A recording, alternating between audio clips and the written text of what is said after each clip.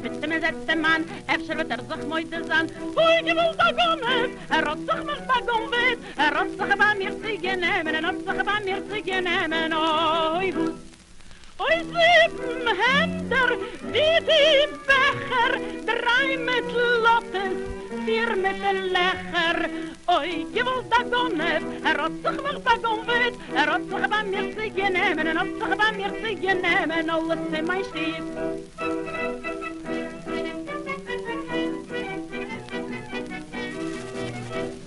Hapte me bintem, hapte me bintem, hapte me bintem, en zette man, efter wat zich mooi te zijn. Oei, je wil dat gonnen, op zich maar bagon wit, op zich bij meer te nemen, en op zich bij meer te nemen, oei, woes.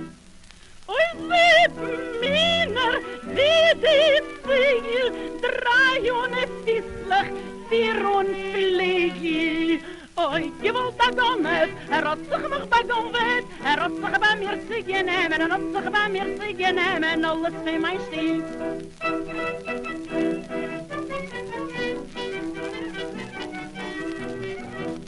Hapte me bintem, hapte me bintem, hapte me bintem, en zette man, efter wat zich mooi te zijn. Oei, je wil dat gonnen, op zich maar bagon wit, op zich bij meer te nemen, en op zich bij meer te nemen, oei, woes. Zeven meiden, die softnes, draai ohne Zähne, vier ohne Jossles.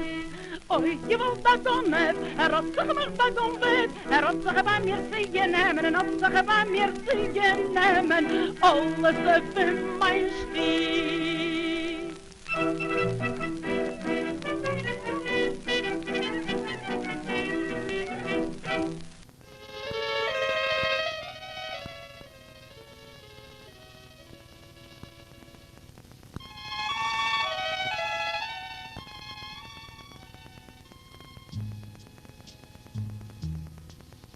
Sin hogar, sin saber qué hacer, la calle fue mi gran compañera y a los tumbos tuve que crecer y me vi lejos de mi madre. No sentí ni su pena ni su amor. Yo soy un cane, soy un gran ladrón. Yo soy un cane, ladrón de pura cepa. Un gran artista para la cosa ajena. Siendo muy joven, la cárcel conocí, en gran maestro allí me convertí. Hoy no robo al pobre que va hacia el mercado. Me gusta más el rico y el avaro. Respeto al hombre que tiene corazón. Yo soy un gané, soy un gran ladrón.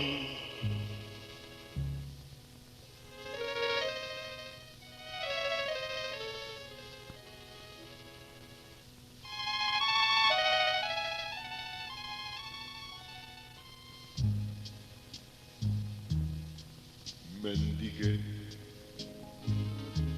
en busca de mi pan, el pan que el pobre nunca me negaba,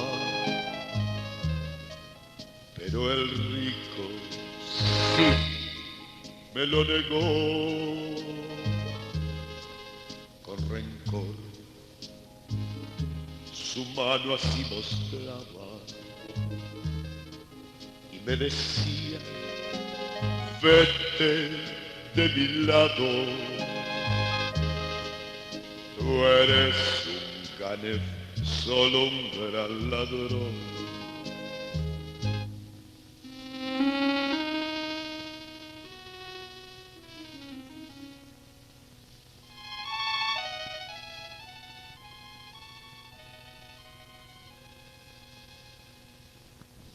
ya lo sé, todo se termina,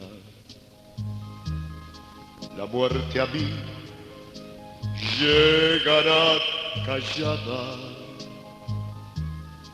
solo les pido no se olviden de mí y en la paz de mi tumba nunca me falten flores y una oración y una leyenda para el gran ladrón. Aquí está el Gane, ladrón de pura cepa, un gran artista para la cosa ajena, un hombre noble en su corazón, un hombre digno de pura compasión. Hoy, hoy, si de su mano no se hubiese apartado y si la calle no lo hubiese atrapado, tal vez hubiera tenido la ocasión de ser un Gane, ser un gran ladrón. Buenas tardes, buenas noches y buenos días, porque hay personas conectadas de distintos lugares del mundo. Estamos viendo alguna gente conocida en Israel y en otros lugares del mundo. Bueno, por supuesto aquí Argentina, en Buenos Aires. Dar la bienvenida en nombre de Tzavta, de Betel y de Nueva Sion a esta interesantísima actividad que contamos con el gran amigo Dani Goldman. Un placer, Dani, tenerte aquí entre nosotros para esta actividad. Quiero aclarar ante todo que no vamos a hacer apología del delito, por más que la cortina musical hablaba del ladrón y todo lo demás. Tuvimos una cortina musical temática en yiddish y después en español también, hablando sobre el Ganef, que es en yiddish un ladrón. Voy a pasar a decir el título de la actividad: historias de pícaros, carteristas, astutos bribones, divertidos pandilleros y arteros truanes del shtetl. Y paso el micrófono directamente a Dani Goldman. Dani, bienvenido y muchas gracias nuevamente por esta actividad que nos vas a brindar. Bueno, buenas noches, buenas tardes, buenas noches, buenos días a cada uno de los que estamos en diversos lugares. Y quiero saludar especialmente a mi hermana mayor, a Naomi Meyer, ¿sí? Que está en Nueva York y la veo ahí en el cuadradito, ¿sí? Toda tapada. Un beso enorme, mi querida Naomi. Bueno, vamos a rondar esta tarde-noche, ¿sí?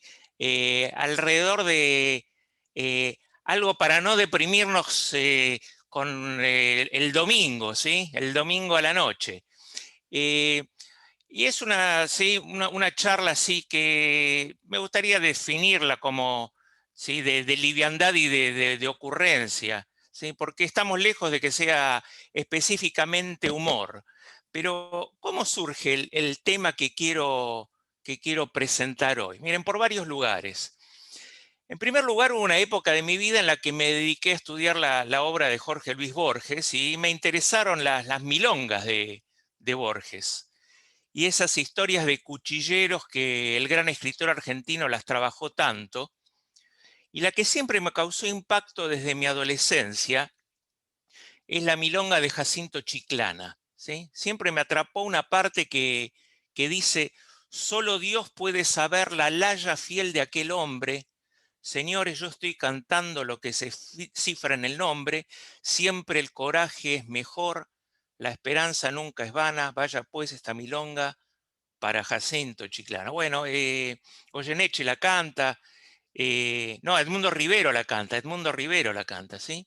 Bueno, pero esa frase de solo Dios puede saber lo que se cifra en el nombre, para mí es muy fuerte, es una de las obsesiones, ¿sí? de Borges en su escritura, que ya aparece en sus cuentos y es la base de su soneto, del el Golem, ¿no? Pero eso es para otra oportunidad, no me voy a meter en eso. Si me desvío de algún tema, Quique Greenberg, vos avísame porque me voy, ¿sí?, hablando de Borges y no tengo ganas esta noche, justamente no es el tema. Dale. Bueno, también como una de mis obsesiones debe ser por oficio, ¿sí? Es lo judío y siempre quise ver el tema de cuchilleros judíos en Argentina, ¿sí? No encontré nada sustancioso, salvo la referencia a un tal Chorizo Feldman, miren qué nombre, Chorizo Feldman, que aparece escrito en una crónica policial de los años 50 y que deduzco lo judío por su apellido, ¿no? Miren qué lindo suena, Chorizo Feldman, ¿no? Seguramente debe haber algo más, pero yo no encontré nada relacionado con ampones judíos de este estilo en la Argentina. Sí de otros estilos, ¿no? Sí de otros estilos, todos sabemos, que no vale la pena hoy interiorizarnos, pero si alguien sabe de algo, de cuchilleros y hampa judíos, ¿sí?, le pido que me lo haga saber después de este encuentro. Borges hace otra referencia de una instancia parecida en su cuento Emma Suns, ¿sí?, que recomiendo que lo lean, pero es más vinculado al género policial que al de Lampa. Y hay una alusión un tanto oscura que a mí no me queda claro en los gauchos judíos de Garchunov. En el último relato del libro, ¿sí?, El candelabro de plata, que muchos lo deben conocer, en la que un judío piadoso está rezando en el inicio del Shabbat, en su casilla sencilla en medio del campo, mientras un ladrón, que para mí no queda claro si era judío o no, se asoma por su ventana y roba un candelabro, ¿sí? El desenlace del cuento es que el judío sigue rezando, se abstiene de hacer algo y susurra que el Shabbat ha comenzado, implora al ladrón que se detenga, pero no hace nada para impedir el robo. El final del cuento se resuelve con su mujer recriminándole haberse dejado robar la herencia, y él responde que no podía intervenir porque había comenzado el día sagrado, ¿sí? Lo que no me queda claro, y tampoco por ahí queda tan claro en el cuento, es si el ladrón era otro inmigrante o no. Más allá de esta referencia, hay una crónica muy linda de Javier Sinay, ¿sí?, un joven periodista que escribió Los crímenes de Moisés Ville, que quien no lo leyó lo recomiendo, y habla de cómo los inmigrantes eran atacados por malvivientes gauchos, es decir, la historia al revés, ¿sí?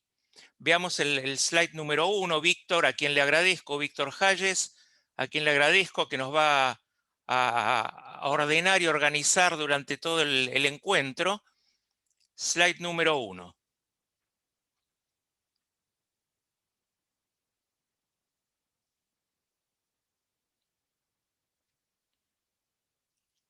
Muy bien, ahí tenemos, aquí tiene la tapa del libro, ¿sí? Con la primera publicación judía en la Argentina, Wiederkoll, El Eco, ¿sí?, editada por el bisabuelo de Javier Sinay. Y en ese sentido, miren esta noticia. Pasemos al slide número 2. ¿Sí? Acá hay, ¿sí?, la demanda del... Bueno, hay unos cartelitos que aparecen ahí que cubren, pero no importa, ¿sí? La voz sale entrecortada, me dicen. No, se escucha bien, puede ser Se por las escucha conexiones bien. de Bueno, cada Edith uno. Pinos, tenés que arreglar tu aparatito entonces.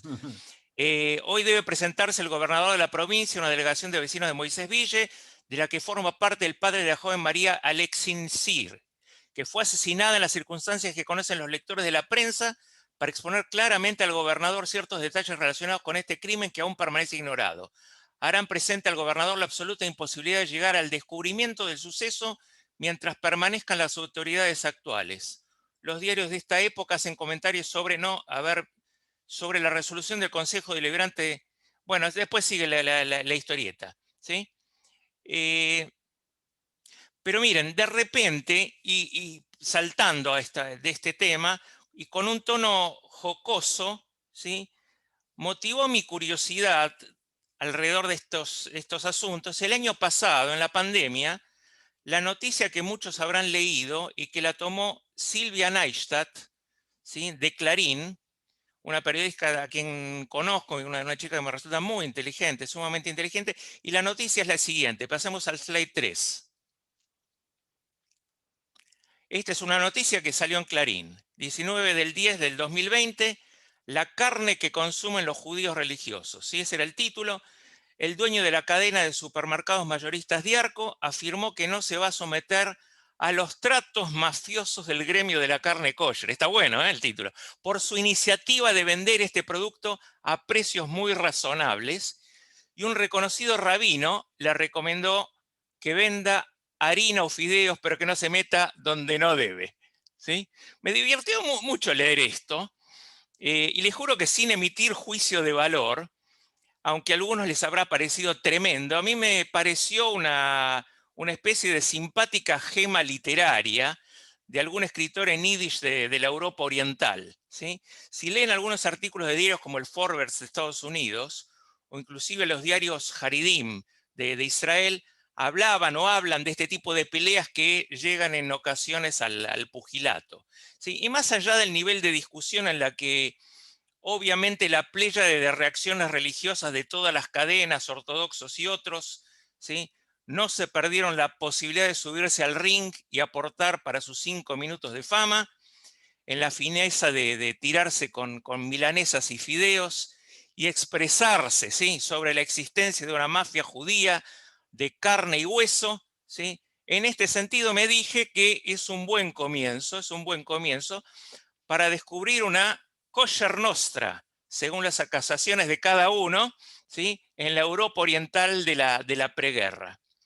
Miren, sobre la mafia judía, en Estados Unidos hay muchos, ¿sí? Meyer Lansky, Mickey Cohen, Bugsy Siegel, etcétera. Los que no vieron la película Érase una vez en América, ¿sí?, se las recomiendo. La pueden ver por Netflix, ¿sí? Y también deben recordar esta noticia. Vamos al slide número 4, que es una pequeña película.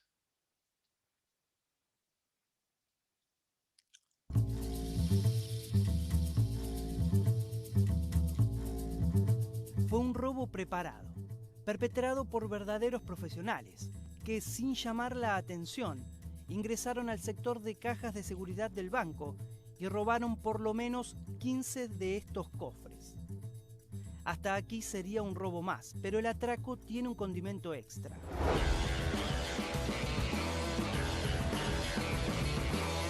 Emulando a la película Snatch, Cerdos y Diamantes, el film protagonizado por Brad Pitt y Benicio del Toro. 2 de los delincuentes entraron a la sucursal del Banco Ciudad de Villa Urquiza, disfrazados de rabinos, y el tercer cómplice lo hizo vestido de guardia de seguridad.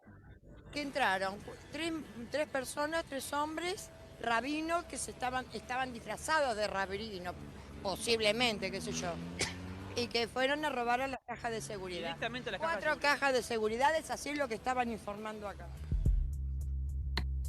Los rabichorros, como bautizaron a estos intrépidos delincuentes, ingresaron al banco de la calle Triunvirato al 4600 a las 10 de la mañana, apenas la sucursal abrió sus puertas. Bueno, ahí tenemos, ¿sí? Disfrazados del rabino, parece ser, ¿sí? Bueno, aclaro que para que después nadie ni se ofenda ni tergiverse, que obviamente voy a encarar todo esto así bajo el prisma de la más absoluta ironía. Pero para ponernos un poco, ¿sí?, serios y meternos más en el tema, vamos a ver primero qué dicen algunas fuentes judías sobre este tema, el de no robarás. ¿Sí? Obviamente que tenemos que partir de la Torá. ¿Sí? En primer lugar tenemos para destacar los 10 mandamientos. Vamos al slide número 5. No, ese ya lo vimos. Ahí está. Éxodo 20:15. ¿Sí? Lo tiknov, no robarás. Aquí tenemos al famoso versículo que dice lo tiknov y que se lo traduce como no robarás. ¿Sí? Algunas traducciones bíblicas utilizan la palabra hurtar en lugar de robar. Desde el orden técnico hay una diferencia. Y en esto, sí, nuestros hombres y mujeres de derecho que seguramente debemos tener en este Zoom van a saber distinguir. Pero simplemente ahora, en este estadio, vamos a repasar algunos versículos, ¿sí? Sigue el capítulo 22, que vendría a ser una ampliación del texto del 20:15. Vamos al slide número 6, Víctor. Dice, si alguien roba un buey o una oveja y mata o vende el animal, deberá devolver al dueño 5 bueyes por el buey robado y 4 ovejas por la oveja robada. Si el animal robado todavía está vivo y en poder del ladrón, éste deberá devolver al dueño 2 animales. Todo ladrón deberá pagar el precio de lo que haya robado. Si no puede pagar, será vendido como esclavo para pagar lo robado. Si el dueño de una propiedad sorprende a un ladrón robando de noche y lo mata, no será culpable de su muerte. Si lo sorprende robando de día y lo mata, entonces sí será culpable. Vamos al slide número 7. Éxodo 22:7. Cuando alguien diere a su prójimo plata o alhajas a guardar y fuera hurtado de la calle de aquel hombre, si el ladrón se hallare, pagará el doble. ¿Sí? Rápidamente pasemos ahora a los profetas. Slide número 8. Jeremías, ¿sí? El profeta Jeremías dice, hurtando, matando y adulterando y jurando falso e incensando a Baal y andando tras dioses extraños que no conocisteis. Y vendréis y os pondréis delante de mí en esta casa, sobre la cual es invocado mi nombre, y diréis, librados somos para hacer todas estas abominaciones. Es cueva de ladrones delante de vuestros ojos esta casa, sobre la cual es invocado mi nombre. He aquí que también yo veo, dice Dios. Y el profeta Malaquías, el slide número 9, Víctor. ¿Robará el hombre a Dios? Pues vosotros me habréis robado. Y dijisteis, ¿en qué te hemos robado? Los diezmos y las primicias. Bueno, esto sí, fue una rapidísima galería de versículos para entender algo que todos sabemos, que la prohibición del robo o la condena al robo es un elemento medular en el ámbito del Tanaj, de la Biblia hebrea, y cuyo sentido de perdón varía, ¿sí? en el Nuevo Testamento. Tampoco voy a entrar en eso porque es materia de un seminario. Simplemente decir que en el Tanaj la palabra en singular, ganav, ¿sí? Ladrón, y no en plural, ni en su verbo, lignov, robar, solo la palabra ganav aparece 17 veces, lo que quiere decir mucho, ¿sí? Hay que multiplicar eso por su expresión en plural, por su expresión en verbo, etcétera, etcétera, y la transforma en uno de los vocablos o de las expresiones más reiteradas en el texto bíblico, ¿sí? Bueno, siguiendo este orden histórico, hay un texto muy interesante del historiador Yosef ben Matitiau, más conocido por todos como Flavio Josefo del siglo I, quien fue el redactor de las crónicas de la rebelión judía en tiempo de los romanos, y que habla de que cuando Jerusalén es tomada por los romanos, ¿quiénes son los que salen a defender, según él, a los israelitas? Pasemos al slide 10. Es el texto de Flavio Josefo. Dice, muchos de aquellos matadores o sicarios, que así llamaban a las bandas de ladrones, que llevaban en los senos los puñales escondidos. Es decir, los matadores y los sicarios como colectivo o como banda se unen en la defensa nacional, ¿sí? Vamos ahora un poco al Talmud. Como siempre, el Talmud es el texto que relativiza, complejiza, da vueltas y vueltas todos los temas, y en este sentido, el Talmud, aunque no da definiciones, sigue profundizando la concepción del Ganav, ¿sí? Y fundamentalmente los distingue de otro concepto, el del Gazlán. Espera un segundito, Víctor. uno de los tratados del Talmud llamado Baba Kamá dedica gran parte de su análisis a desentrañar esta diferencia y define así. Ahora sí, Víctor, vamos al slide 11.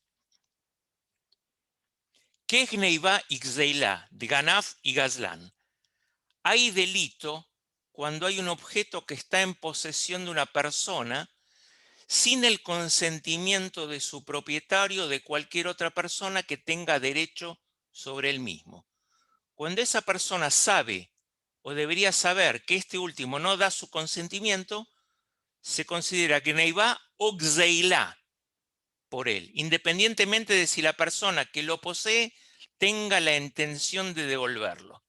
Entonces, en la tradición judía existen dos categorías para definir al que realiza al ilícito: Ganaf y Gazlán.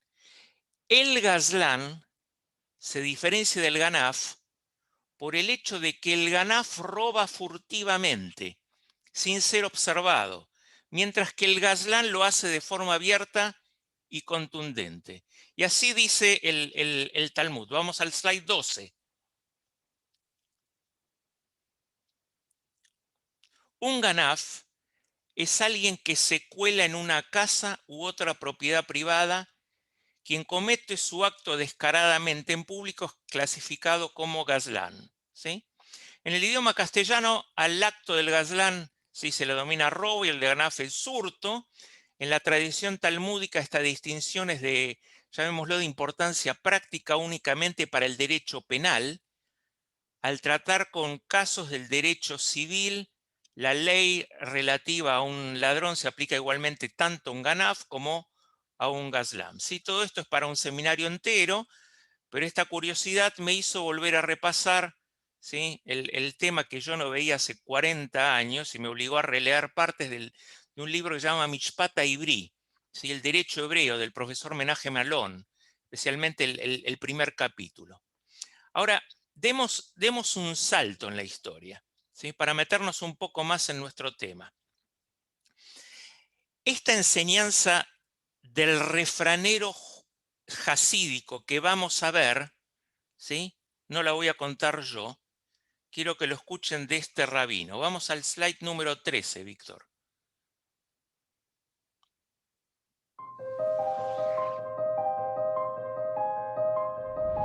Everything is a lesson. You could learn from everything and from everyone. The great master, the Rebbe Bzusha, says, you can even learn from a thief. Not one lesson, but 7 lessons. Number 1, a thief is discreet. No fanfare, no drama. Number 2, a thief takes risks. Number 3, there's no such a thing as a small, insignificant finding. The smallest thing is as important as the biggest thing. Number 4, he works hard, diligently, tirelessly. Number 5, he's swift. No procrastination in his vocation. Number 6, he's optimistic and hopeful. Number 7, he never gives up. If he fails today, he says, I will try again tomorrow. In life, we have to learn, even from a thief. Number 1, be modest. Be real. Be discreet. Number 2, take risks. Number 3, never dismiss small accomplishments. Number 4, work hard. Number 5, work fast. Don't delay, don't procrastinate. Number 6, be optimistic, be hopeful, be positive. And number 7, never give up. Ok. Más allá de la pasión que pone por relatar esta enseñanza conocida, el que me encanta el patos, ¿sí?, que este rabino le pone para defender estos principios, a mí me llama la atención en el concepto de cómo una tradición, en este caso la jasídica, destaca, o mejor dicho, pondera, ¿sí?, pondera el oficio de ladrón. ¿No es una ponderación extraña? Frente, acorde a lo que vimos de las fuentes judías, de lo que es un get, un pecado, una prohibición capital de los 10 mandamientos.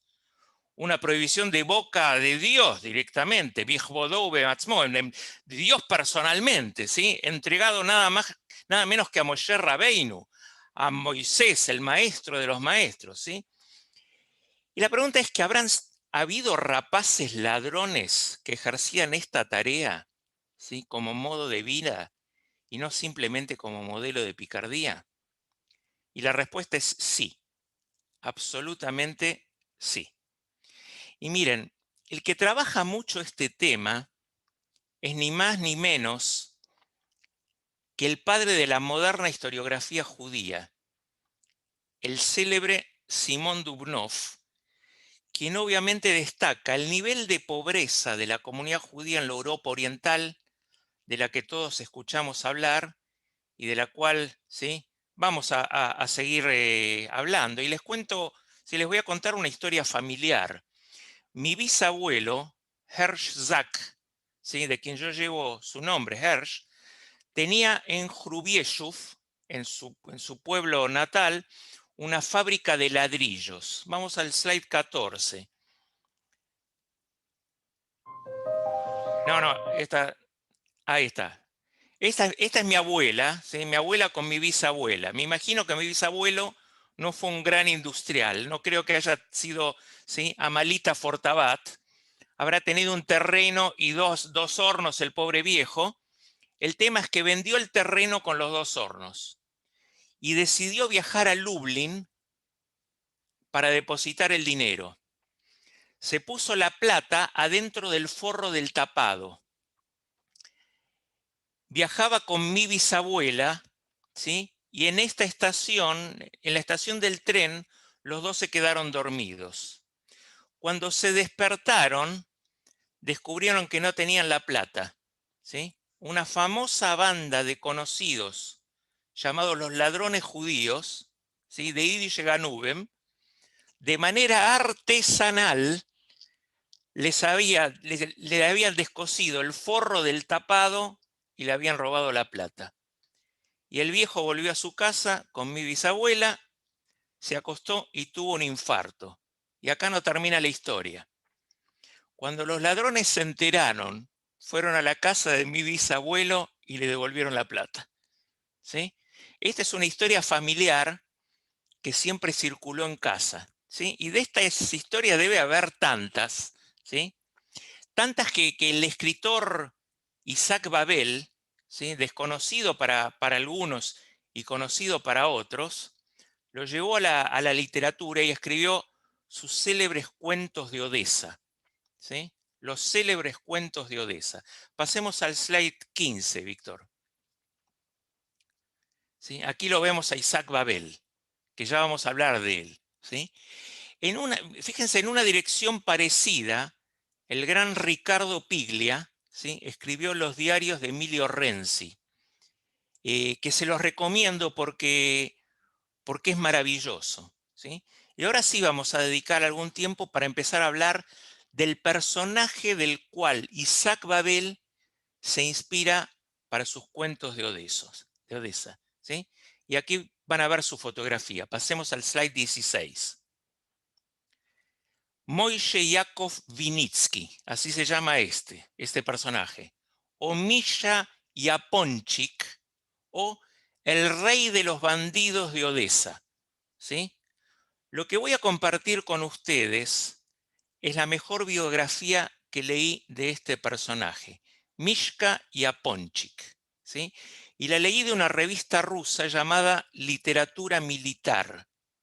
Yo no sé ruso, pero gracias al traductor de internet y la ayuda de algunos amigos que saben ruso, ¿sí?, pude leer este larguísimo artículo lleno de detalles mínimos que me encantaron y que solo los rusos, ¿sí?, lo pueden describir así.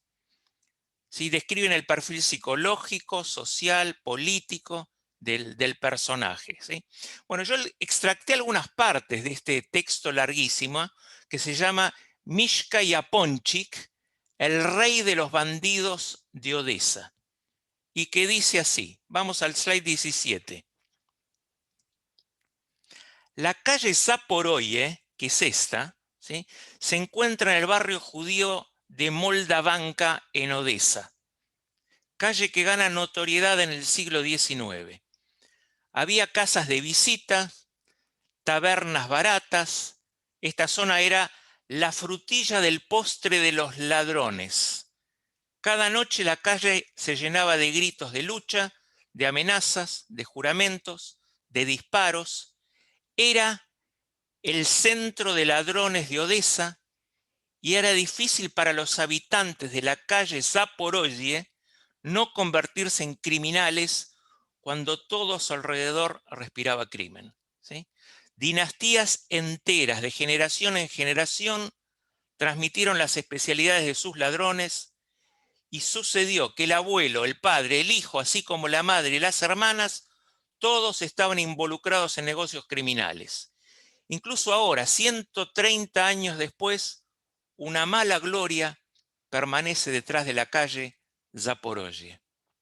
Fue en esta calle, en esta misma calle, donde el 30 de octubre de 1891 nació el hijo del ladrón de poca monta y cochero judío, Meyer Wolf Mordkovich Vinitsky, y su esposa Dora Zelmanovna, a quien llamaron Moishe Yakov Vinitsky, ¿sí? Pasemos al slide número 18. Esta es la casa donde nació Moishe Yakov Vinitsky, ¿sí? Que hoy forma parte del tour judío en Odessa. Pero sigamos con la historia. Cuando el niño tenía 6 años, murió el padre, sostén de la familia, 5 hijos en una familia pobrísima. Pasemos al slide 19. Aquí vemos en el medio a Moishele, ¿sí? Que después va a ser conocido como Mishka. Para sobrevivir, Moishe comenzó a trabajar como aprendiz en un taller de colchones y vendía cigarrillos en la calle. Al mismo tiempo asistía a la escuela judía de la calle Volgarskaya, logró terminar 4º grado y para crear un poco de clima, ¿sí? Muchos deben conocer la canción Papirosn, cigarrillos, ¿sí? Que refleja bien la pobreza judía que fue escrita en la década, esta canción fue escrita en la década del 1920, por Herman Jablokov, quien participó activamente en el teatro yiddish en Polonia y en Lituania en los años posteriores a la Primera Guerra Mundial. Y escuchen bien, el mito urbano dice que el autor de la canción se inspiró en Mishka Yaponchik, que en un principio intentaba ganarse la vida en la calle vendiendo cigarrillos, ¿sí? La canción se hizo popular en un programa de radio yiddish en New York en 1932 y vamos a escuchar una partecita, ¿sí? De esta canción popular en yiddish y que también se hizo popular en el idioma ruso, ¿sí? Vamos al slide número 20, Víctor.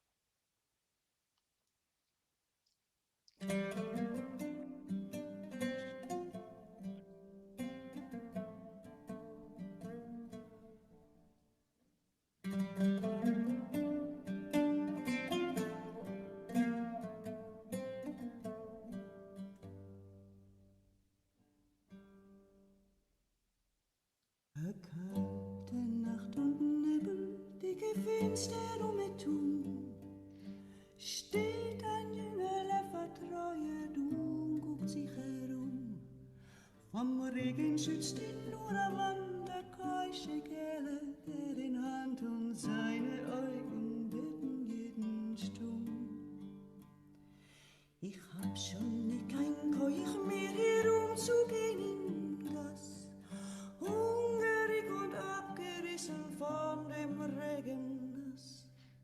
Ich schleppe sich von Beginn, keiner gibt mir zu verdienen. Alle lachen, machen von mir Spaß. Gott bitte, kauft Papierossen. Trockene vom Regen nicht vergossen.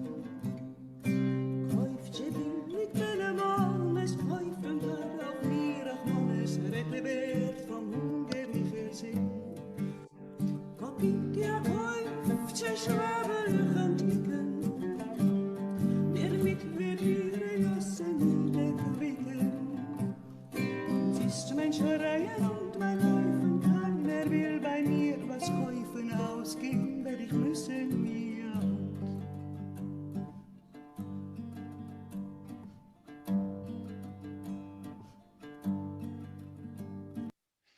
Ok. Volviendo a Moishe, a Mishka, ¿sí?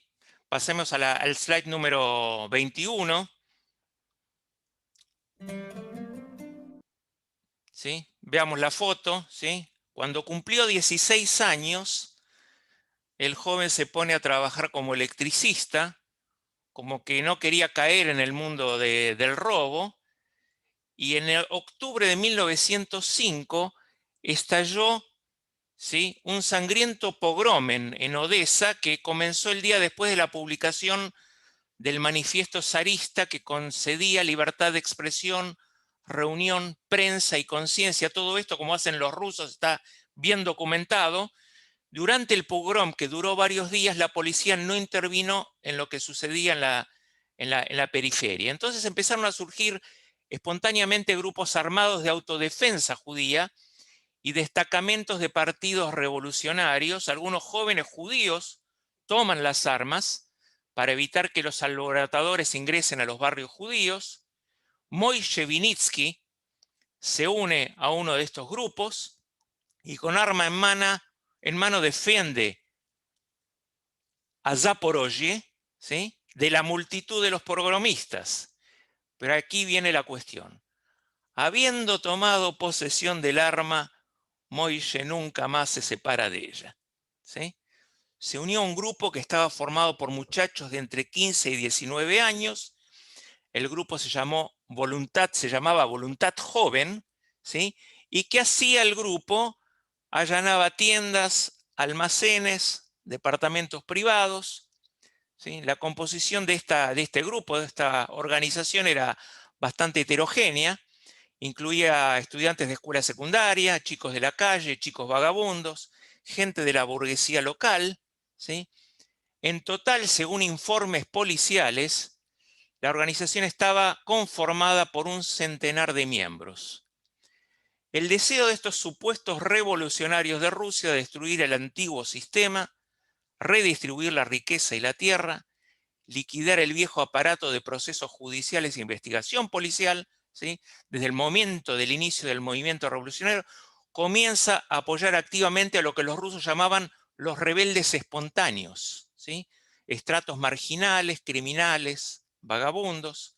Bueno, esta tendencia se manifiesta con especial fuerza durante la primera revolución rusa, ¿sí?, entre 1905 y 1907, cuando los llamados vagamundos comenzaron a participar activamente en la expropiación de los expropiadores, ¿sí?, en los ataques a las comisarías, en la destrucción de archivos policiales.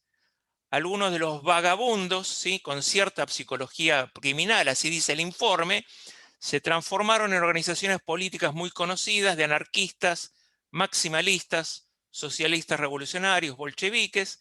Bueno, interesante y muy claro lo que dice la crónica. En esos años turbulentos, a veces era muy difícil entender dónde termina el crimen y dónde comienza la lucha por la liberación de los trabajadores, ¿sí? Bueno, muchos grupos anarquistas de Odessa se autodenominaron, escuchen bien, anarquistas extorsionistas, ¿sí?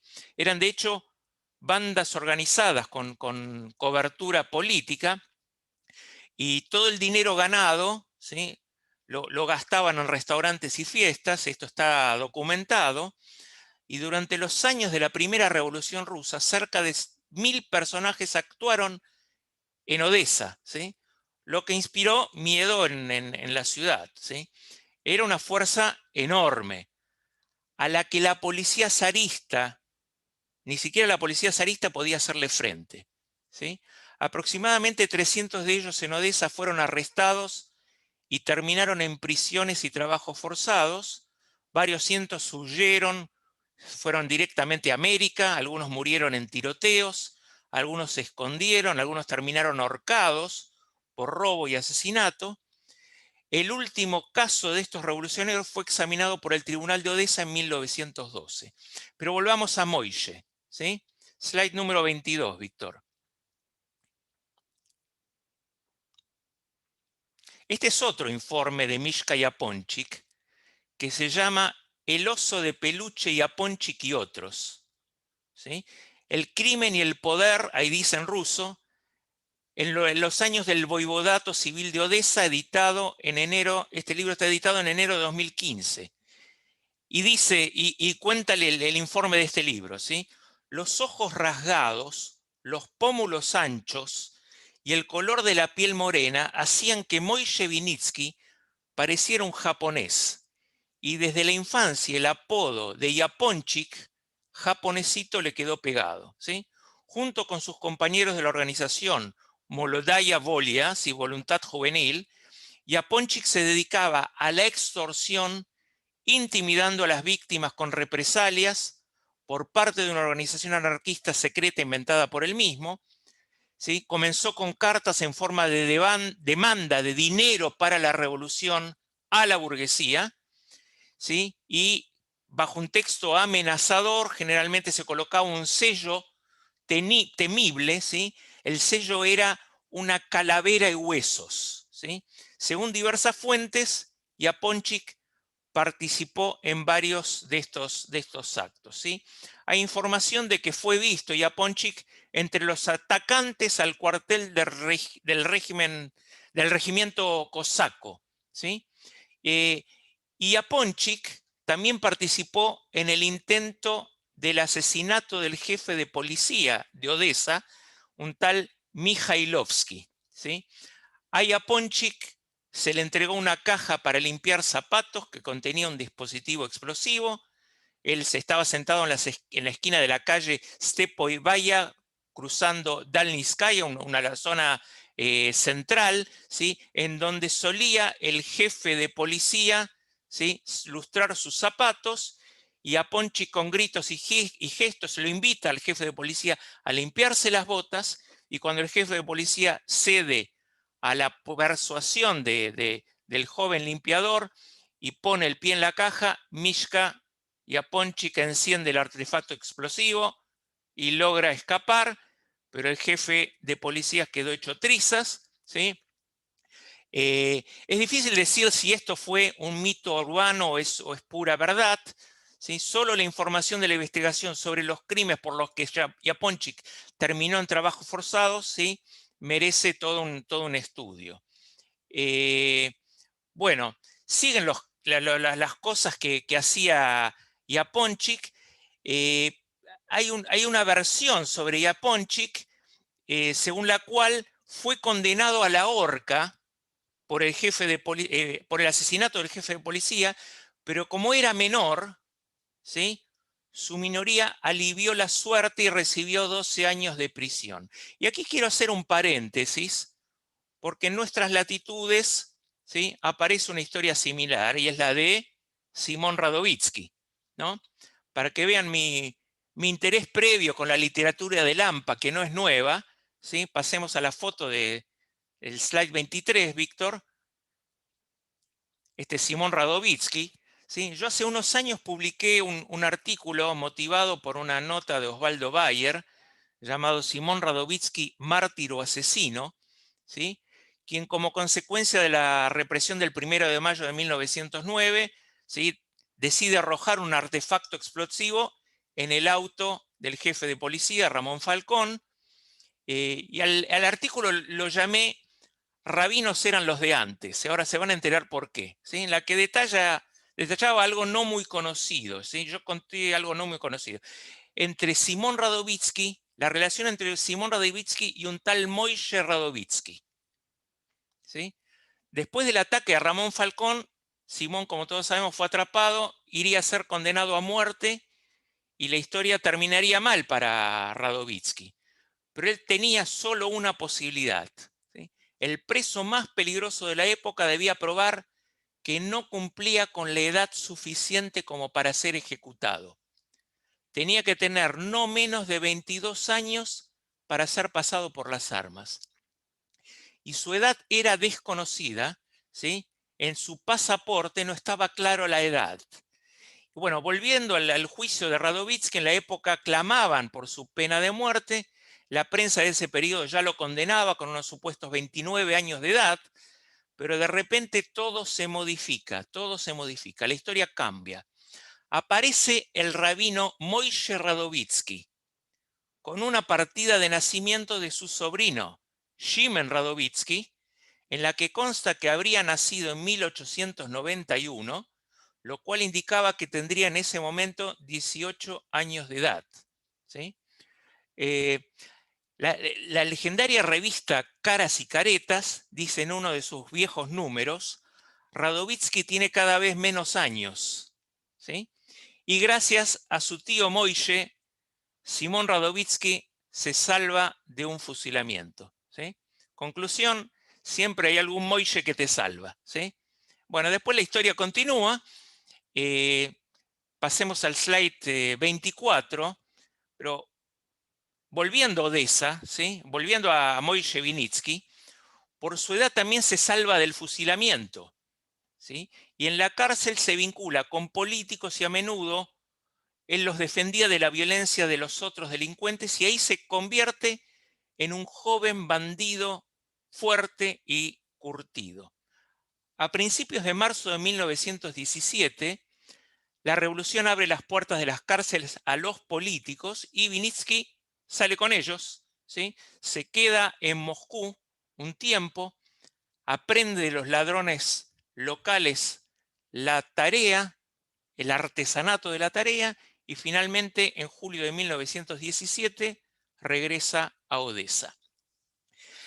En octubre de 1917 la pandilla de Yaponchik roba la oficina de correos, varios negocios y almacenes en el centro de la ciudad. Fue famoso uno de los asaltos a un club de juego, ¿sí?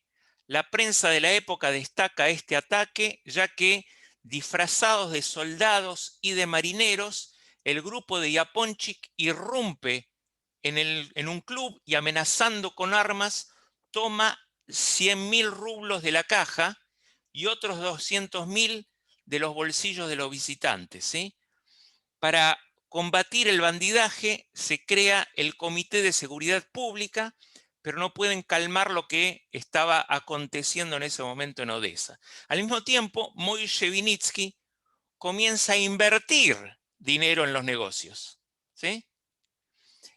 Abre su propio restaurante, el Monte Carlo se llama, ¿sí? Y abre un cine, el Cine Corso, ¿sí? En la calle Torgovaya.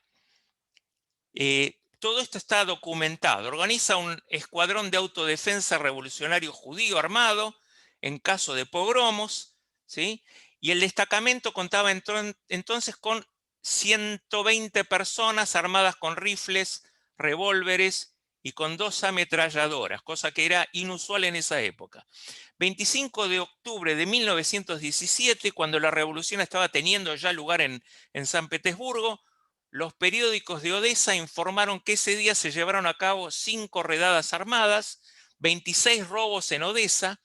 El 26 de octubre se anuncia que el Buró Revolucionario de los bolcheviques, mencheviques y socialistas revolucionarios habían tomado el poder en la ciudad y le dan el poder a un pequeño inexperto grupo de revolucionarios intelectuales llamado la Rada, ¿sí? En la que bastantes de esos personajes de la Rada eran judíos, ¿sí?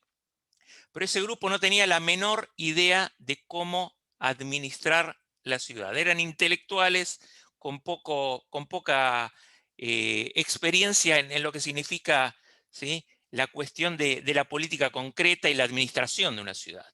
El 4 de noviembre, el Soviet de Odessa, los bolcheviques, los socialistas, los anarquistas, los bundistas se pronuncian contra el poder de la Rada.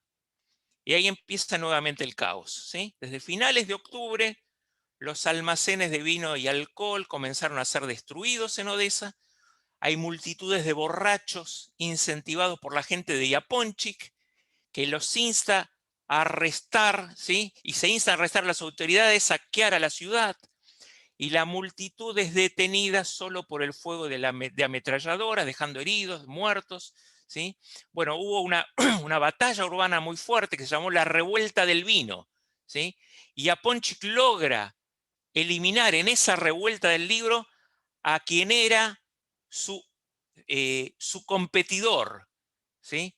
Su rival de Lampa, llamado el Tiburón, ¿sí?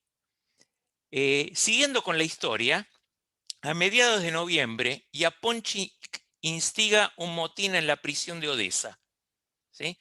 Los presos, él no estaba preso, él estaba afuera, ¿sí? Los presos, habiendo escapado por el baño, atacan a los guardias desarmados y abren las celdas y salen de la prisión. Decenas de presos peligrosos huyen y se unen a la pandilla de Japonchik, ¿sí? Pero fiel a sus convicciones, Japonchik insta a los bandidos de Odesa a no robar a los pobres. Un ladrón incluso es asesinado por la gente de Japonchik por robar a los pobres. Diciembre del 17 es para el mundo de los gángsters de Japonchik un mes de robos exitosísimos, ¿sí? Las crónicas registran que el gran comerciante Karski, ¿sí? Era uno de los más ricos de Odesa, quien poseía 500 diamantes, es robado por Japonchik.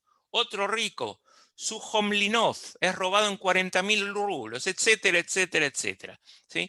Mientras continúa la lucha, continúa la confusión de la posguerra, los prisioneros que estaban en libertad mantienen la ciudad atemorizada durante 10 días y se produce la revolución de Odesa, ¿sí? Termina con un ataque de delincuentes a la oficina del registro de policía. En el patio de la policía, ¿sí? De la central de policía, se queman 16.000 prontuarios de los delincuentes de Odesa. Entonces, toda la información, ¿por qué se hace esto? Especialmente para quemar el prontuario de Mishka Japonchik, ¿sí? Entonces, toda la información sobre Mishka Japonchik y sus amigos, recopilada durante muchos años de su carrera, queda hecha ceniza, ¿sí?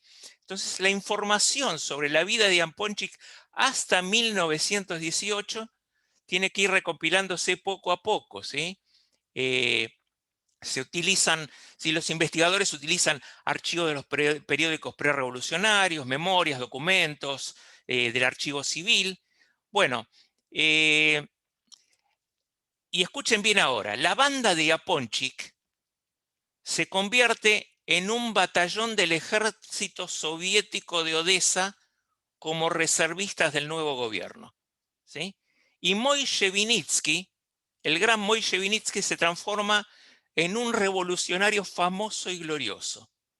A principios del 1918, tuvo lugar, entre comillas, ¿sí? La grandiosa boda de Japonchik y una tal Tsili, que fue su esposa de toda la vida. Obviamente el casamiento se lleva a cabo con el rabino principal de Odesa y el coro de la sinagoga, ¿sí? Aquí tienen, fíjense, el slide 25.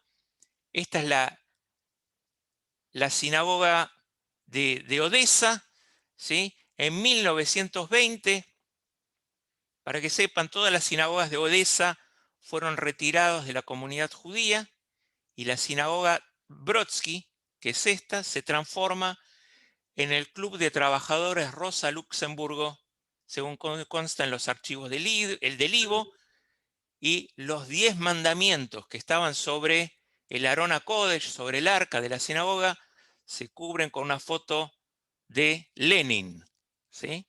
Pasemos al slide 26.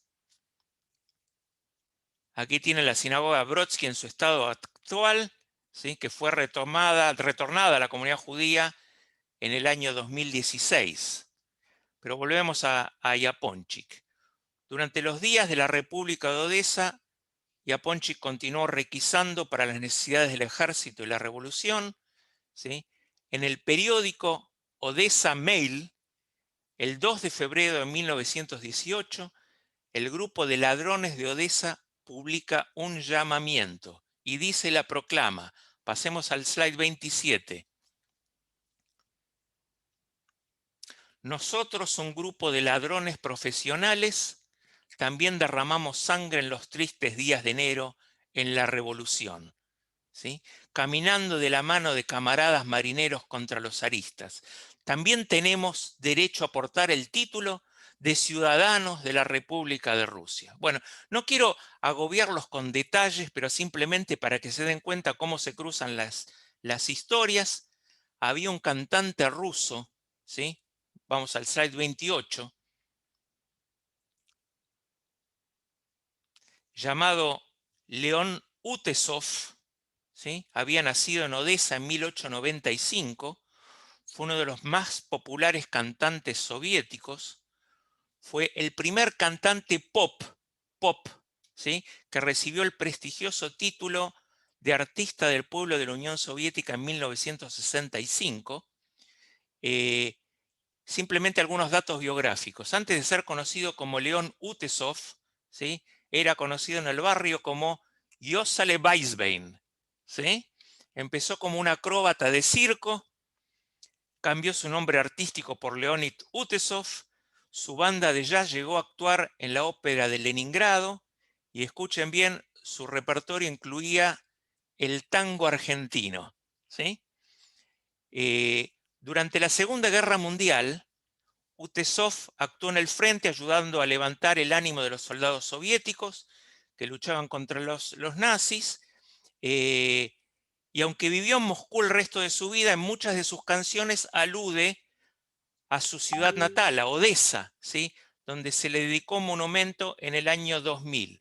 Miren el monumento, vamos al slide 29. Era el cantante favorito de Stalin, ¿sí? Pero lo que nos interesa a nosotros es que León Utesov era el ahijado de Mishka Yaponchik, ¿sí? A tal punto, ¿sí? Que León Utesov, ¿sí? Le dedica una canción a Yaponchik, ¿sí? Que yo traduje la letra, que dice: al menos Odessa, el oso de peluche, lo que significa que no tiene miedo, el oso de peluche era Yaponchik, no tiene miedo a la pena, a los problemas. Aunque seas marinero, Mishka, un marinero no llora. Esta vez llorando bien, no hay problema. Ahora vamos a escuchar parte de la canción, ¿sí? Vamos al slide 30, de la canción dedicada a Mishka Yaponchik por León Utesov. Широкие лиманы, зеленые каштаны, качается шаланда на рейде голубом. Красавица Одессе, мальчишка галаштаны, с ребячих лет считался заправским моряком. И если горькая обида мальчишку станет донимать, мальчишка не покажет вида, а коль покажет, скажет ему мать. Ай, Мишка, Мишка, escuchan. Не стыдно, такой большой, а плачет. Ты же одессит, Мишка, а это значит, что не страшны тебе ни горе, ни беда. Ведь ты моряк, Мишка, моряк не плачет и не теряет бодрость духа никогда. Ok, hasta ahí, Víctor. Bueno, canción dedicada a Mishka Yaponchik por el cantante pop León Utesov. Pero volvamos a la historia porque el final es muy interesante. Y es de cómo los rusos siempre resuelven las cosas, ¿sí? Vamos al slide 31. ¿Sí? Yaponchik difundió el rumor de que tenía un ejército de 10.000 personas y que podría ser muy beneficiosa para los bolcheviques, ¿sí? Hay marchas y contramarchas en guerra, donde Ucrania resiste al ejército rojo, ¿sí? No voy a entrar en detalles, pero en marzo de 1919 el ejército rojo llega al Mar Negro y el 14 de marzo Odessa fue declarada en estado de sitio y un tal Simón Sokolovsky, miembro de la dirección de los bolcheviques de Odessa, escribe al comité central del partido: el proletariado de Odessa son bandidos y especuladores. Quizás nos encontremos en la situación más desesperada en víspera de la caída de Odessa. Nos quedaremos sin fondos y en Odessa sin dinero la revolución no da un solo paso. Debemos cerrar trato con los bandidos. En mayo de 1919, Mishka Yaponchik se convierte, escuchen bien, en el comandante del tren blindado soviético número 870-932. Su batallón está formado por bandidos y está destinado a reprimir el levantamiento de Grigoriev, un nacionalista ucraniano y hombre cercano al general Pleitura, que era terrible, ¿sí? Pletiura, ¿sí?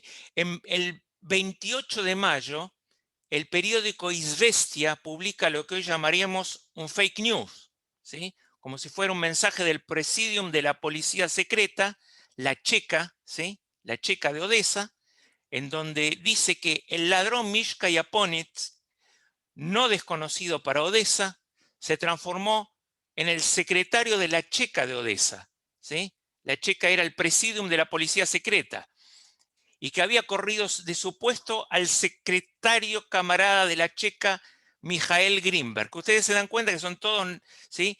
Todos nombres, ¿sí?, de nuestros paisanos. Grimberg, que está enfrentado con Vinitsky, y a su vez, ¿sí?, hay un problema ahí con otro que se llama, ¿sí?, ¿cómo era el anterior? El que había escrito la carta, Simón Sokolovsky, ¿sí? Parece nombres son todos nombres de gente bastante vinculada. Hoy parecería una comisión directiva esto. En respuesta, Yaponchik deja una muestra de su creatividad epistolar para la historia y envía una carta a la redacción del periódico en donde dice, ¿sí?, yo, Moishe Vinitsky, leí un anuncio que injuria mi buen nombre. Por mi parte puedo declarar que desde el día en que existió la Checa en Odessa, no participé activamente en su establecimiento. Y sigue la carta. Señores, me someto al juicio de los obreros y campesinos, obreros revolucionarios, de quienes espero una valoración honesta de todas mis actividades. Y firma Moishe Vinitsky, apodado Mishka Yaponchik, 30 de mayo de 1919. ¿Sí? 3 días después de la publicación de esta carta, Yaponchik se presenta en el departamento de la Checa de la policía secreta y propone organizar un destacamento entre sus adherentes para defender la revolución. ¿Sí? Esta propuesta encuentra apoyo en el Consejo Militar y Yaponchik forma un batallón especial con fines especiales para luchar contra esta Pletura. ¿Sí? Mishka lo llama el batallón militante. ¿Sí? El número de voluntarios para el batallón militante supera el 1.000.000 de personas. El comandante del batallón era el camarada Mishka y como comisario ideológico enviado por el Soviet fue nombrado un tal Alexander Feldman, el hijo del famoso dentista de toda la comunidad judía de Odessa. ¿Sí? El domingo 20 de julio de 1918, el regimiento Yaponchik marcha por las calles de Odessa en un desfile único. Testigos presenciales cuentan, ¿sí?, que había músicos que caminaban adelante del batallón. La gente de Yaponchik los recogió por toda la ciudad, trompetistas y flautistas de la ópera, violinistas, acordeonistas de pubs suburbanos, todos ellos caminaban de un lado y del otro, tocando marchas y melodías hebreas. Detrás de la orquesta, sobre un caballo blanco, estaba el propio Yaponchik, con un gorro de cuero, con una chaqueta de oficial, pantalones rojos. Cerca había un enorme estandarte hecho de pesado terciopelo carmesí. El nombre completo del regimiento estaba bordado, ¿sí?, en letras doradas, que decía el regimiento Yaponchik. Bueno, el 23 de julio, el regimiento Yaponchik llega a la batalla en la localidad de Bírzula para enfrentarse con las tropas de Pleitura. La batalla fue exitosa para el regimiento Yaponchik, pero aquí viene la otra parte de la historia. El subjefe de la división 45, un tal Korenblit, declaró que existe el peligro de que se formara una pandilla de bandidos en la retaguardia. Entonces era necesario aislar a Mishka y a Ponchik del ejército valiente. Es decir, era la oportunidad de sacarse a la banda de Yaponchik de encima. Y lo envían como carne de cañón a una emboscada preparada por los propios soviéticos, ¿sí?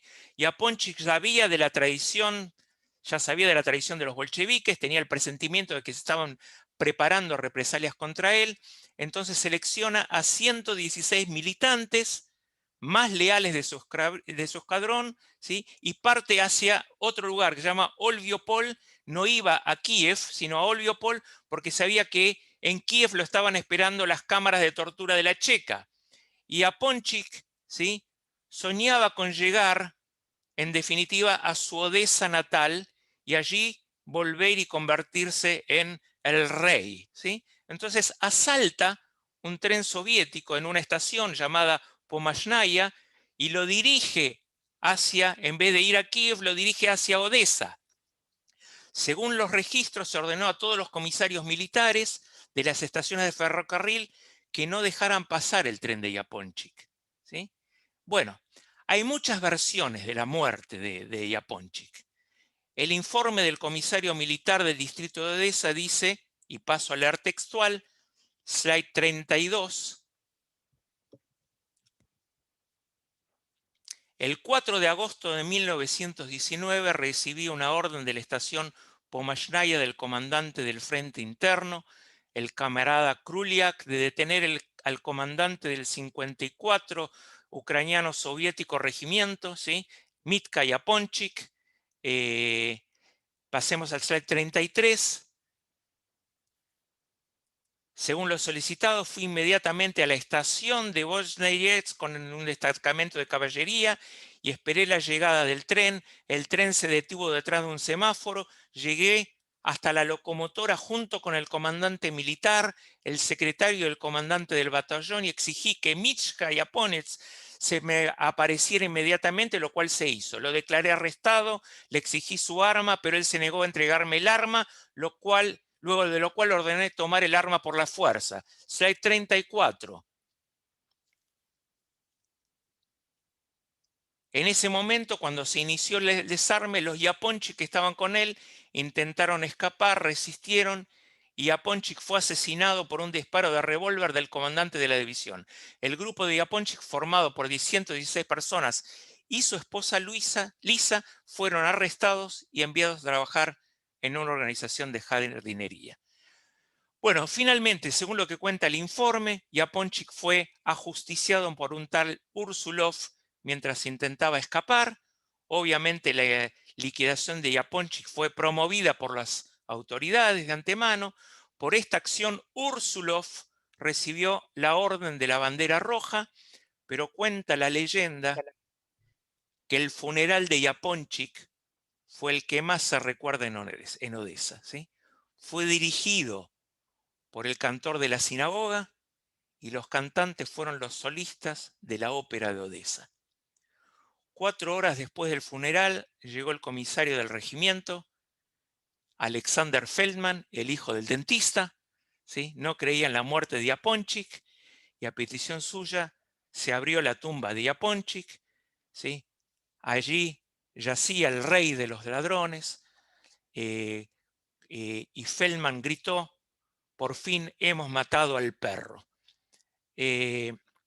Bueno, los ladrones de Odessa vincularon el asesinato de Yaponchik con el nombre de Feldman y unos meses después, en octubre del 19, en la feria de Odessa, Feldman estaba caminando, acababa de llegar y fue asesinado por la gente de Yaponchik por traición, ¿sí?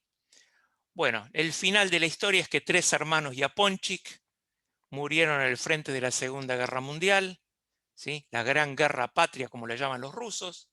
El menor, Grigore, terminó siendo el jefe de la central eléctrica de Odessa. Los sobrinos de Yaponchik murieron todos en la Shoah. Yaponchik tuvo una hija que vivió en Bakú hasta 1990. Slide 35. y su esposa, ¿sí?, vivió en París hasta que murió en los 60. Pasemos al slide 36. Esta es la tumba de Japonchik, ¿sí?, que dejó una huella no solo en los anales de la historia de Odessa, sino también en la literatura, ¿sí?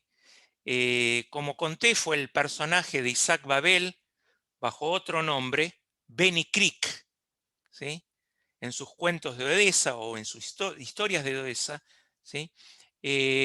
Vamos a dejar la biografía de Babel para otra oportunidad, una biografía muy, muy interesante, pero yo quisiera, ustedes saben que Isaac Babel fue asesinado en esas historias del estalinismo, ajusticiado espantosamente en esas historias del estalinismo. Finalmente, ¿sí?, lo acusan de espía. Pasemos al slide 38, Víctor. Dice así, ¿sí?, en su alegato final: no soy un espía, nunca permití ninguna acción contra la Unión Soviética, me acusé falsamente y me forzaron a acusar a otros, solamente pido una cosa, déjenme terminar el trabajo, ¿sí? Yo les recomiendo sobre Isaac Babel, un artículo que escribió el gran Juan Forn, ¿sí?, en Radar.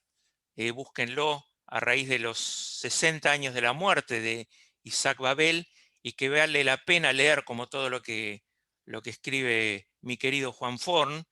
El artículo se llama Historia de un adjetivo, ¿sí? Y vayamos al slide 39. Como siempre, estos personajes son reivindicados en la historia, y aquí tienen el monumento en Odessa del escritor Isaac Babel. En relación, y ahora sí para ir finalizando, en relación a Japonchik, Babel y el cine, ¿sí?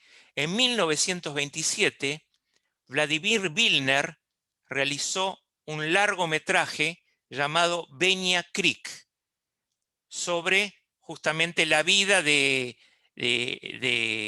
Japonchik, ¿sí?, que era el personaje tan utilizado por Isaac Babel en Historias de Odessa, ¿sí? También fue muy, muy criticado, y hubo personajes que aparecen en la película que cambiaron así su identidad. El personaje, el protagonista de la película, ¿sí?, un tal, se llamaba, a ver un segundito, Kozaczynski, ¿sí? El personaje termina también siendo, el actor en la vida real termina siendo un ladrón que imita, ¿sí?, a Japonchik. Hay una suerte ¿sí?, en esta Odessa, en esa situación ucraniana, de romantización del bandidaje. Y Japonchik se transforma en una leyenda de la vida rusa. Se convierte en el héroe de historias, canciones, anécdotas, ¿sí? Antes de terminar, me quedaron algunas otras historias de personajes por contar, pero no quiero dejar pasar la siguiente. Vamos al slide 41. Esta mujer se llamaba Sofía Blufstein, más conocida como Sonia la Mano de Oro, ¿sí? Vivió entre 1846 y 1902. Fue una ladrona que vivió en el Imperio Ruso, cometió varios robos cuidadosamente planificados y finalmente fue capturada y exiliada a la colonia penal de Sajalín. Se convirtió en la base de varios libros y películas en la que se la romantiza, así como una figura épica, que nunca mató y que solo robaba a los ricos. Y escuchen bien, en 1890 conoció a Anton Chekhov, ¿sí?, que estaba visitando la cárcel de Sajalín durante sus investigaciones sobre la reforma carcelaria y describió el encuentro con Sonia en su libro La isla de Sajalín. Y así dice Chekhov: era una mujer pequeña, delgada, que ya estaba encanecida, con un rostro arrugado y de anciana. Mirándola es imposible creer que no hace mucho era hermosa, hasta tal punto que encantó a los guardias de la prisión, como lo hizo en Smolensk, por ejemplo, donde el capataz la ayudó a escapar y él mismo corrió lejos con ella. Hay una estatua sin cabeza junto a una tumba sin nombre en el cementerio Vagankovo de Moscú, y que se lo utiliza como santuario en memoria a Sonia, ¿sí? Los fieles creen que Sonia está enterrada allí y piden su ayuda espiritual, ¿sí?, por sus propios crímenes. Y ahora,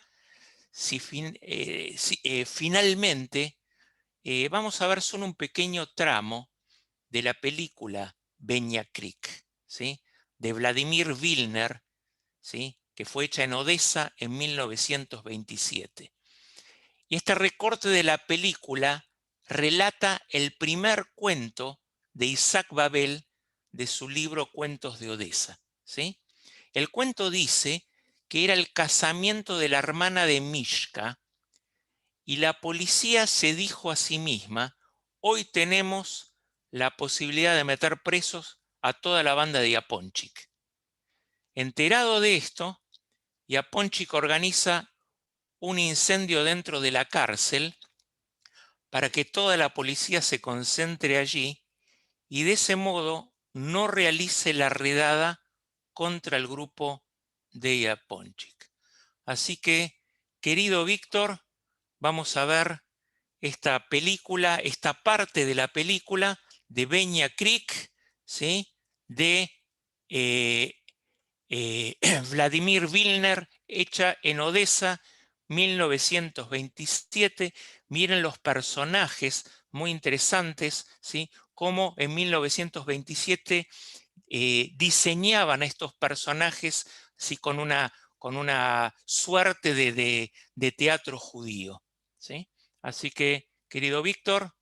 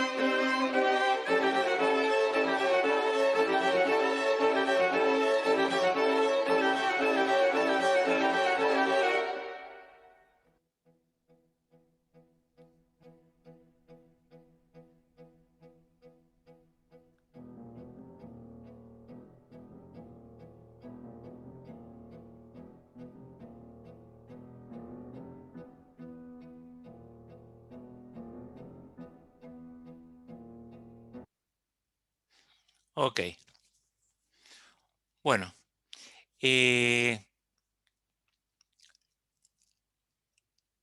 Lo que, bueno, terminando de esta manera, hay muchas historias acerca de ladrones judíos, historias del shtetl, historia de las ciudades medianas, ¿sí? O de las grandes ciudades, en donde uno puede encontrarse y entender cómo también muchas veces tenemos idealizada, ¿sí? Esta cuestión o edulcoradas, esta historia judía que en realidad tiene una gama de posibilidades que amerita, ¿sí? Verlas, estudiarlas, comprenderlas de una manera distinta y diferente. Les recomiendo leer las historias de Isaac Babel, ¿sí? Historias de Odessa y su libro Caballería, ¿cómo se llama? Alguien se va a acordar. A ver, Abraya se va a recordar, seguro.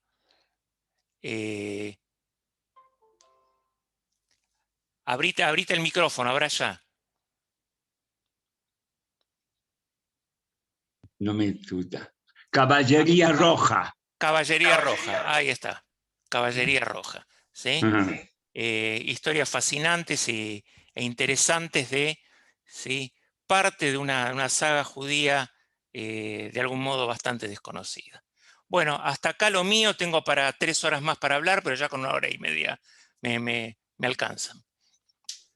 Vamos a dejar, Dani, para una segunda parte. Este es el pie para la segunda parte, queda claro. Hay bastante material, la verdad, agradecido, unas historias fascinantes, ¿no? Me quedé pensando si Chorizo Feldman no se habrá asimilado y en realidad era Bursch Feldman, ¿no? Que habría que investigar un poco sobre los cuchilleros argentinos. De hecho, hay una historia también de que un cuchillero de origen argentino mata en un campo de exterminio a alguien, te voy a averiguar el nombre por si querés investigar ahí, que mata a alguien en un campo de exterminio nazi, en una revuelta. Después te voy a pasar el dato, así vemos un poco. Bueno, Gustavo, vos tenías algunas preguntas, comentarios ahí. Sí, buenas noches. Bueno, hay algunas preguntas que hay específicamente. La primera pregunta, cuando fue la de los disfrazados, digamos, si los agarraron a los disfrazados, fue la primera pregunta que hubo. Los que se disfrazaron del asalto acá en Villa Urquiza. Sí, no. No sé cómo terminó la historia. Bien. Hay una pregunta que dice, bien, Adolfo Goski, tuvo un tío abuelo que fue soldado raso en la Primera Guerra Mundial, ruso, y recuerdo haberle oído nombrar a Petliura. ¿Sabés algo? Petliura, sí, Petliura fue era un personaje bastante siniestro, era el comandante de algo de Ucrania, ¿no? Es siempre un personaje así bastante que la historia no lo deja bien parado. Bien. Bien, pregunta Leonardo Birman si se dedicaban también judíos en Ucrania, Rusia o Polonia a la trata de blancas, como ha ocurrido, como todos sabemos, en Argentina. Bueno, ese es un tema aparte. Me parece que sí, yo no me voy a meter en esa historia. Es una historia complicada sobre la cual he leído, pero no domino, ¿no? Bien. Bien, acá hay una recomendación de una película de falsificadores de Stefan Rusowiecki. Hay una recomendación. Y bueno, y hay algún par de comentarios más. Dice, hay muchas historias populares de judíos que cuando decidieron emigrar de Europa Oriental manifiestan el temor que tenían al tener que pasar con sus bártulos por las grandes ciudades donde había mafias de ladrones judíos. Bumi Hiller dice. Bien. A ver que hay más preguntas acá. Bueno, hay muchos comentarios y agradecimientos. El argentino que mató a un nazi en el campo de Sobibor, creo que es un tema sobre el cual escribió Marcia Ras, digamos. Bueno, por ahora creo que esos son todos las preguntas. Me dice, me gustaría saber si recibían el mismo castigo los falsificadores. No sé.